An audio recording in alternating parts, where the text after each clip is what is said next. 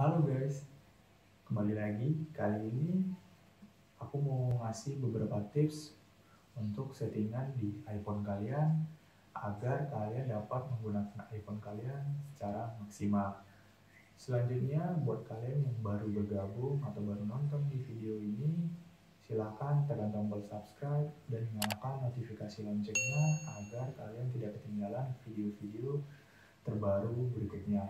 Dan jangan lupa, jika kalian suka atau senang dengan video ini, silahkan tekan tombol like. Dan jika video ini bermanfaat, silahkan share ke teman-teman kalian. Dan jangan lupa untuk komen di kolom bawah ini apa saja yang harus kita perbaiki untuk produksi video berikutnya. Oke, simak terus tipsnya, ditonton, dan jangan di skip ya. Check it out.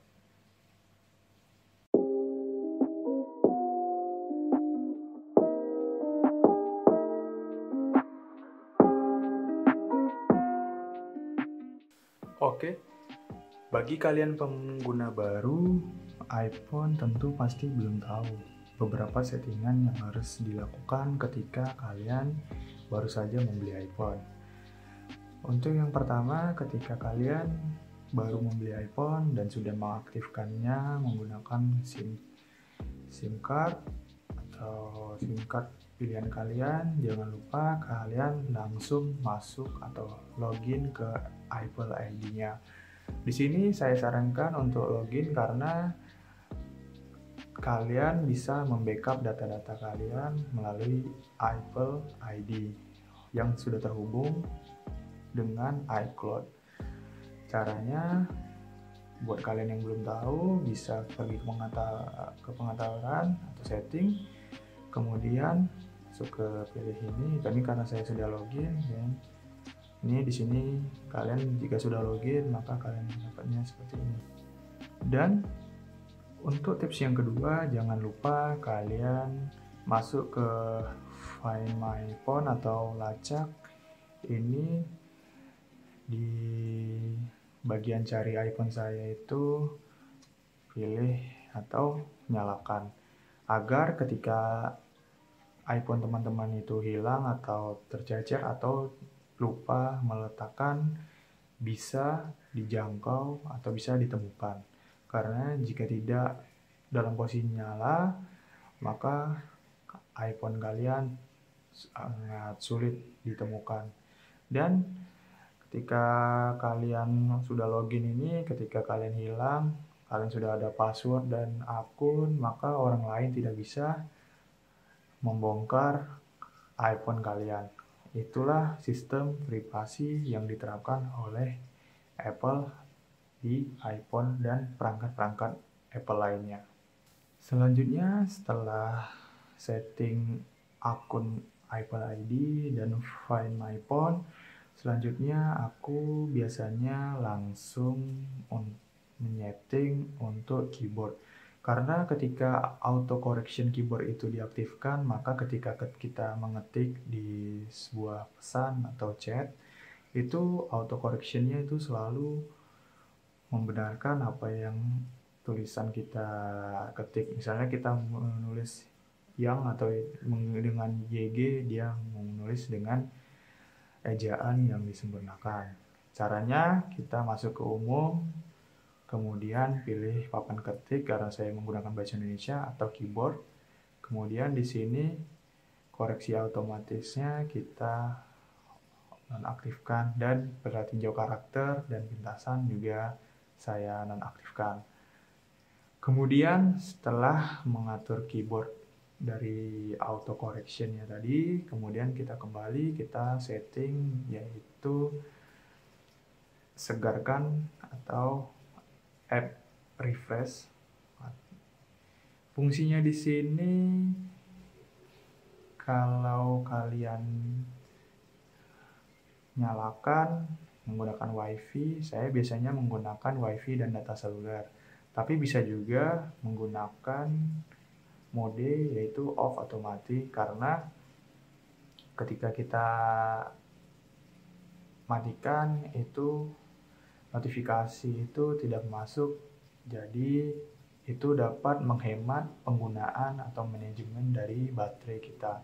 Jadi iPhone kita baterainya tidak gampang boros.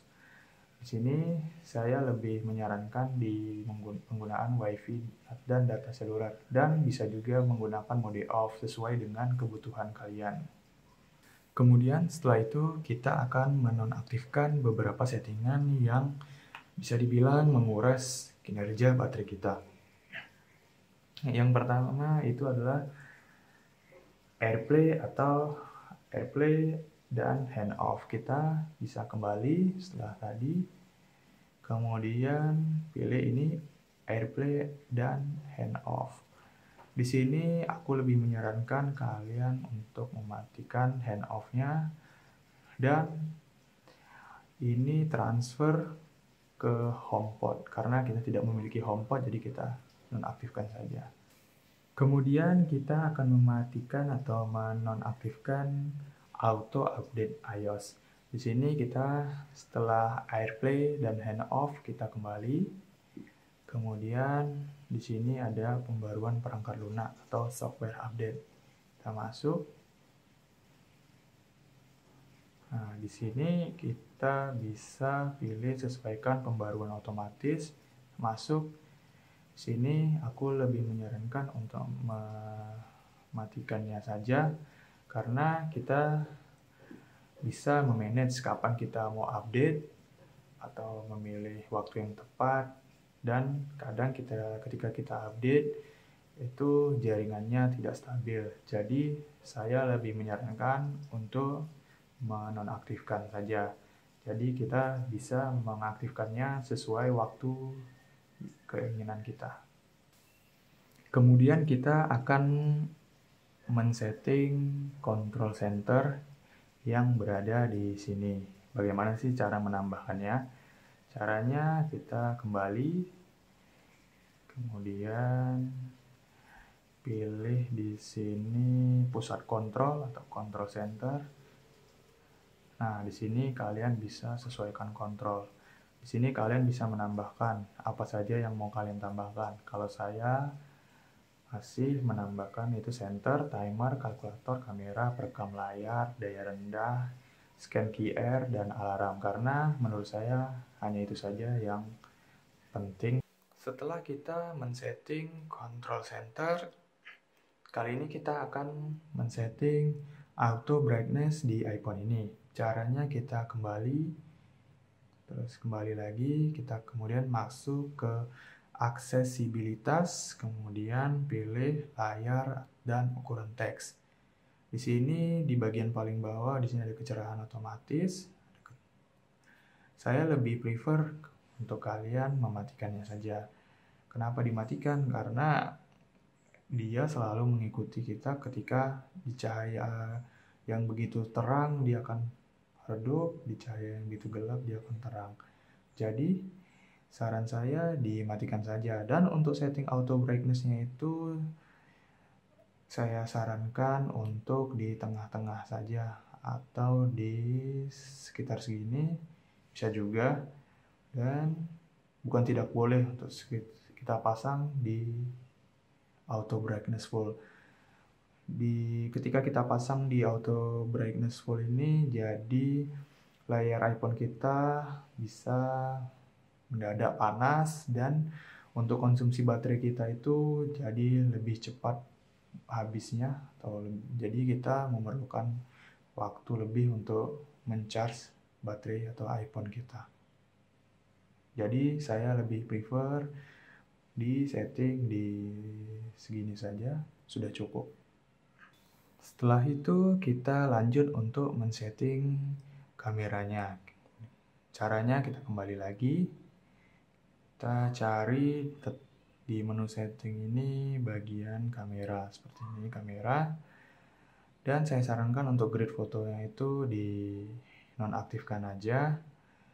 Untuk di sini kemudian formatnya di sini saya lebih menyarankan paling kompatibel karena settingan defaultnya itu biasanya efisiensi tinggi.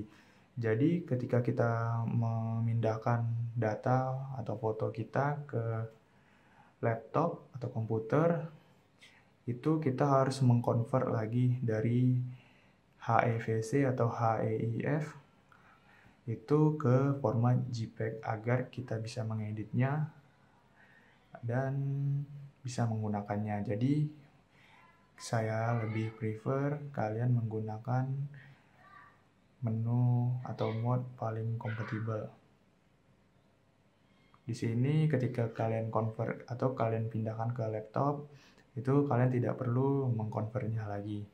Jadi kualitasnya juga sudah bagus karena sudah JPEG. Lanjut kita akan men-setting mode di motion and fitness. Sini kita bisa kembali lagi, kemudian kita pilih di privasi dan pilih paling bawah itu gerakan dan kebugaran. Aku lebih sarankan kalian untuk mematikan fitur kesehatan karena di sini notifikasinya itu yang masuk sangat banyak. Tapi kalau kalian hobi dengan berolahraga atau berkegiatan, kalian bisa mengaktifkannya seperti cara berikut ini. Jadi fitur ini dapat kalian aktifkan dan nonaktifkan sesuai dengan kebutuhan kalian. Tapi saya lebih ke menonaktifkannya karena saya tidak terlalu membutuhkan fitur kesehatan, jadi saya lebih mengaktifkan fitur running dari apps Adidas dan jam tangan kita yaitu Zip. Kemudian kita lanjut untuk menonaktifkan beberapa setting. Untuk berikutnya kita pergi ke pengiklanan. Nah, di sini buat kalian yang belum tahu, misalnya kalian buka video di YouTube atau di Instagram, itu sebelum kita buka itu kita pergi ke toko online atau seperti online shop, kita mencari seperti sepatu, peralatan olahraga, dan lain-lain. Jadi ketika kita buka ke YouTube atau Instagram, sistem itu men-tracking kita habis melihat apa saja. Jadi iklan yang muncul itu sesuai dengan yang barusan kita cari di online shop. Misalnya kita tadi melihat sepatu, maka di YouTube akan muncul iklan sepatu.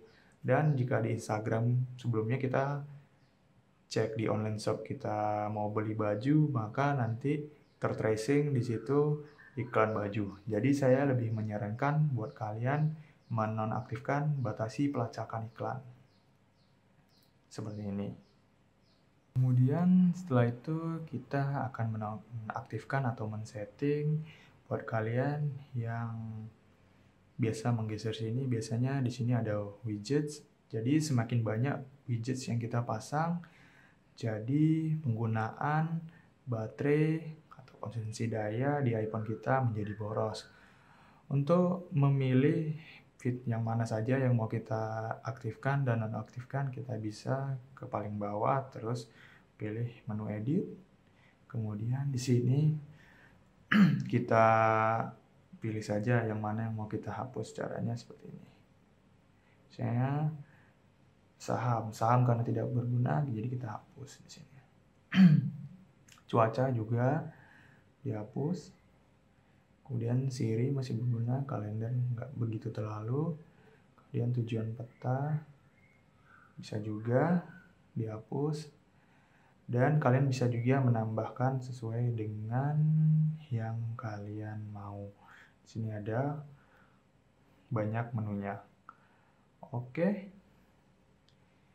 Jika sudah selesai, kalian bisa klik tombol selesai. Nah, di sini widgets kita sudah kita atur sesuai dengan yang kita mau. Oke guys, mungkin segitu saja untuk tips buat kalian pengguna baru dari iPhone, berbagai jenis iPhone apapun.